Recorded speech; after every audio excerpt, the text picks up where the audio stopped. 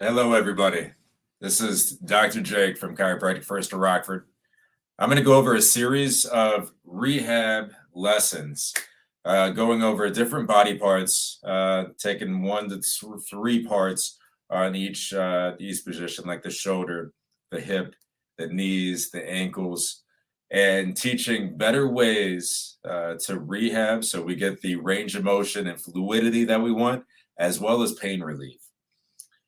Now, I'm going to start with shoulder because what I found since I've been, especially in this clinic particularly, I found that shoulders were the most prevalent by far. I say probably 90% of my cases are shoulder injuries or chronic pain dealing with the shoulder.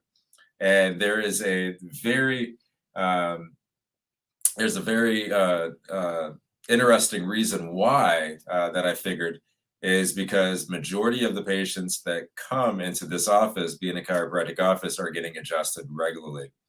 Now, when you look at other joints, they are weight bearing.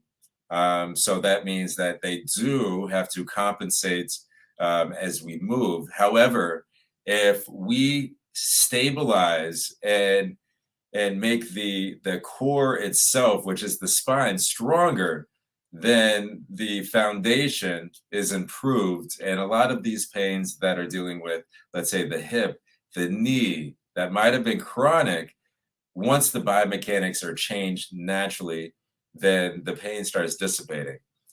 The shoulder is different. The reason the shoulder is different is you have this independent thing called the shoulder blade. So as the neck curvature improves, as the neck and the thoracic or the middle back becomes uh, uh, uh, stable with more mobility, then things should start feeling better. And for the majority of the people, they do. However, we have habitual postural habits that have creeped into our lives for many, many years, especially when it comes to the shoulder. And you have muscles that are now engaged chronically, and you have other ones that simply turned off and do not want to respond.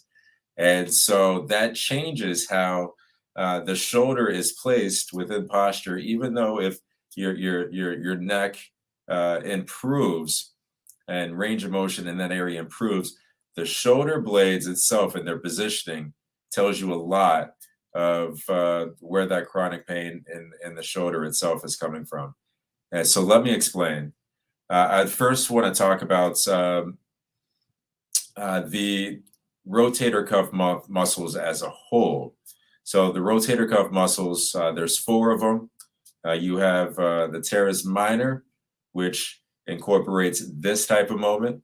So does the infraspinatus, which is on the under half of the shoulder blade, does this type of movement as well, external rotation.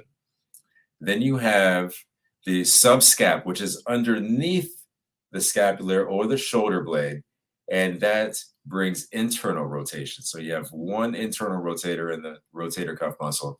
And then the last one, which seems to be the most, when people talk about shoulder impingement, this is the one that's most prevalent, is the supraspinatus, because it is on the top half of the shoulder blade, and it does go through very small areas in order to attach. And when it shortens or contracts, it supplies this short movement. So all those muscles have independent function. However, they should all work together with majority of movements. And the reason we want those the rotator cuff muscles to work together is when they all contract at the same time, or co-contract, as I call it, then the humerus head, which is this guy here, goes into the shoulder cup where it's naturally supposed to be and proximates it to where it doesn't rotate anywhere. It keeps it nice and tight. Now it has that ball and socket where the shoulder should always be, and in theory have full range of motion when in that position. Now the problem is over time you have muscles, like we said, that fire very quickly, They're in every movement, or at least they want to be, or they become chronically tight. And there's other muscles that either delay or don't fire at all, or are lengthened. So it takes a significant amount of signaling before it says, oh, let's jump in the ball game. When this happens, that position of co-contraction is no longer a habitual thing. So that's when the postural changes need to occur in order to compensate for lack of what's called mobility. So the shoulder blade, now I want you to picture this, the shoulder blade here, shoulder is here, what we call the shoulder. If the shoulder blade creeps out like this off the back, the only place the shoulder has to go is forward. Now, this is a very weak position. However, this is where most, especially Americans in office jobs, are majority of the day. So we're literally sitting in our worst state posture, creating our own pain. What we have to do in order to change this habitual nature of ours is we have to turn on a few muscles. The first thing we could do is learn how to co-contract the rotator cuff muscles so they all work together. So that way, every movement, whether it's reaching up on the top of a shelf, picking something up from the floor, or carrying something out in front of us, those muscles all work together to co-contract and create a very strong ball and socket joint that, of course, the shoulder should be. And the way we could do this is very, very simple. We could do this throughout the day. Is literally you have what's called the lat muscles here. We're going to go just above, and we're going to put our opposite hand on this area. Now, we're going to bring our elbow out just a few inches, so that way we could place this hand comfortably. And now we're trying to contract not just the lats, but the muscle right above, in between the armpit, just behind, without bringing the elbow in to our torso or our body. If we can continue to do this, then what you're going to find is that shoulder goes down and back. Shoulder goes down and back. That humerus head goes into the socket nice and comfortably. If we could learn how to do this on a regular basis, then we could now incorporate this before we make a movement to go up. Now we have a very strong foundation. And what do? We don't load an unstable foundation. So the first thing, before we start weight training, before we start doing big strength training issues with the shoulder, trying to get back in shape, is we have to make sure we know how to create a strong foundation. And that's what we do with the shoulder. The second thing is we talked about that shoulder blade coming off the ribs and away from the torso, and it's called protracting, which means that shoulder blade is winging out and the shoulder has to come forward. Now, this is not a fun position for majority of the muscles are trying to react, and this is where people get into a lot of issues with tendonitis and eventually rotator cuff tears. Because they're malpositioned for majority of the time, and then they load and boom, something happens.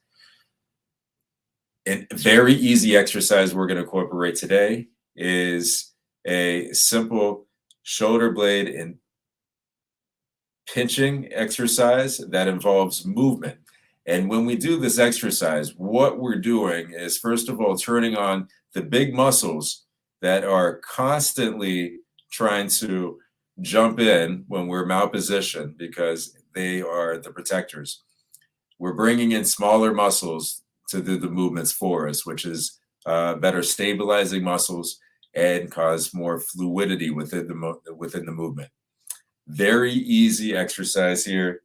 We're going 45 degrees, straight out, shoulders down and back. We're pinching the shoulder blades together, and all we're doing is we're coming straight up, keeping an eye on those shoulders, staying down and back, and then back down.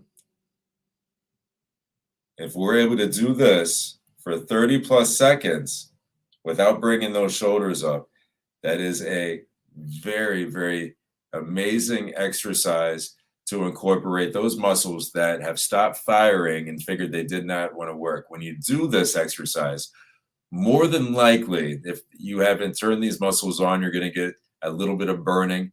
That is perfectly normal. They're trying to figure out how to engage. Once they figure out how to engage, then they're going to be incorporated in regular movement, which is going to give you better posture. Now, with everything you're doing with your chiropractic care, you could fix that final link that you've been looking for, which is shoulder issues. This is just part one. I'm going to get more involved on showing you more advanced stages of how to incorporate this. Also incorporate more range of motion if you're lacking in certain areas. And of course, fluidity of motion. So once we have all three of those, then we could start strengthening and being confident that we are now loading a strong foundation and prevents unnecessary injury. So that's all for today. Thank you very much for listening, guys. I love you. Have a wonderful night, and we'll talk soon. All right, bye.